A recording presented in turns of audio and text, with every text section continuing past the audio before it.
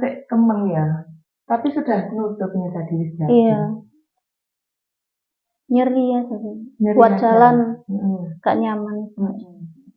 Kalau sakitnya gak parah pas hari pertama. Jadi masuk sudah bagus wis nutup maksudnya. Wis nyatu enggak tinggal perbaikan nutrisinya aja. Pokoknya maknya tinggal protein gitu. Rencananya sapi apa? Di ayah yang KB. Iya, masih bingung. Nah, ayah KB pakai kondom apa? Iya, saya mau pakai itu KB apa ya? Ayahnya rupanya ngalahan kok sampean ya. Jadi sampean ngalahan kemarin. Lucu aja nunggu sampean ya. Iya. Terus pemanu ya Mbak ya. Selama hamil sama nggak diet? Diet terakhir pas TM3. Ya. Terus ngurangi apa nasi? Ya ngurangi nasi. Manis. Tapi dari awal nggak minum manis-manis ya, alhamdulillah. Jadi nggak sulit ya. Mengurangi. Memang mengurangi ya. Iya.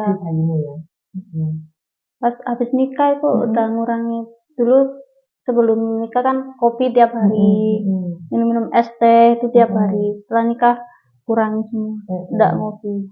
Alhamdulillah, nggak ngopi biasanya tapi kan ngopi. Teman katanya tuh minus berapa? 3? Minus 3. Minus 3 ya? Iya. Teman sempat konsultasi ke dokter mata nggak? Iya. Terus bagaimana katanya? Masih aman. Terus pas deket lahiran HBL itu enggak nambah, jadi gak apa-apa, jadi aman. Kan minus 3 masih aman lah, biasanya 6 biasanya. Iya. Gak iso ya jangan nambah ya. Anak kedua biar bisa lahir normal gitu ya. Oke, terima kasih Mbak Tria sudah berbagi ceritanya. Semoga ceritanya sama nanti menginspirasi, membantu bunda-bunda yang di rumah yang mendekati HPL begitu ya. Yuk jadi share nanti di media sosial dan Cici.